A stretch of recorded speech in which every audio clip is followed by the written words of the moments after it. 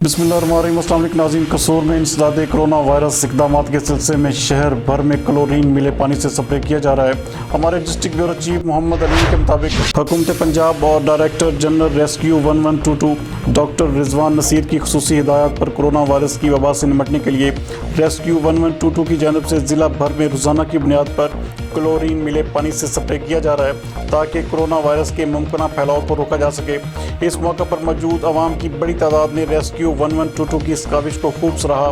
आवाम का कहना था कि मौजूदा सूरत हाल में रेस्क्यू जवानों का हौसला और काम काबिल इस्ताइश है, जबकि डिस्ट्रिक्ट एमरजेंसी ऑफिसर इंजीनियर सुल्तान महमूद का कहना था कि कोरोना वायरस के तदारुक के लिए आइंदा भी म्यूनसिपल कॉरपोरेशन के ताउन से क्लोरीन मिले पानी का स्प्रे जारी रहेगा।